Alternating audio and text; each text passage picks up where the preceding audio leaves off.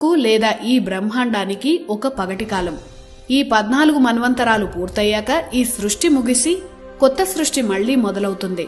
ఒక్కో మన్వంతరం 71 మహాయుగాలు.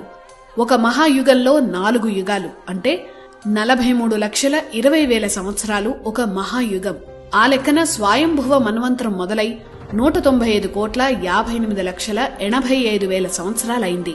ఇప్పుడు మనం 7వ మన్వంతరమైన వైవస్వత మన్వంతరంలో ఉన్నాం.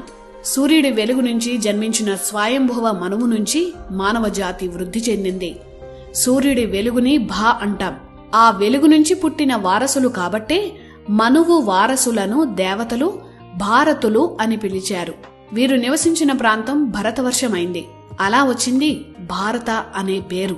మనువు వారసులు పాలించిన ఈ ప్రాంతాన్ని భరతవర్షంగా పిలవడం మొదలుపెట్టారు. అప్పటినుంచి జంబూ ద్వీపంగా చెప్పే ఈ ఖండంలో ప్రధానమైన ప్రాంతం భారత్. అప్పట్లో అతిపెద్ద దేశాలను వర్ష అనేవారు. అలా జంబూ ద్వీపంలో భరత వర్షం అతి ముఖ్యమైన ప్రాంతమైంది. మనమంతా ఆ ప్రాంతానికి చెందిన వారం కాబట్టి ఏదైనా పూజలో సంకల్పం చెప్పేటప్పుడు జంబూ ద్వీపే భరతవర్షే అని మన అడ్రస్ చెప్పుకుంటాం. సూర్య వంశంలో తమ పూర్వీకులు భారతులు కాబట్టే దశరథుడు తనకు చాలా ఇష్టమైన భార్య కైకకు పుట్టిన బిడ్డకు భరత అని పేరు పెట్టాడు.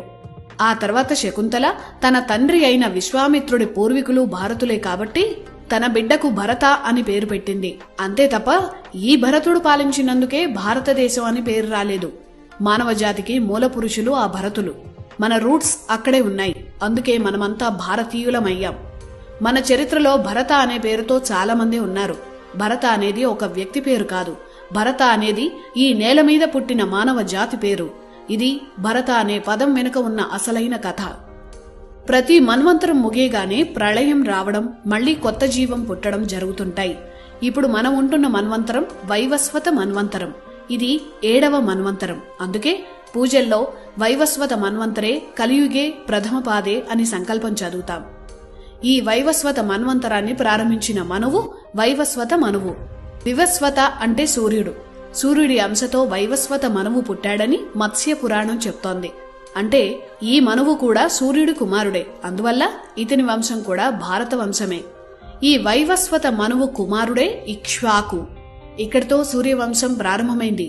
ఈ ఇక్ష్వాకు వంశంలో జన్మించిన మహానుభావుడే శ్రీరాముడు. ఈ వైవస్వత మన్వంతరం ప్రారంభమై ఇప్పటికి 12,05,33,000 సంవత్సరాలు గడిచాయి. అంటే ఇప్పుడు మనం ఉంటున్న కాలంలో తొలి మానవుడు జన్మించిన కాలం అన్నమాట. ఈ మన్వంతరంలో మనువు మూల పురుషులు కూడా భారతులే. అంటే భరత ఖండానికి చెందినవారు అని అర్థం.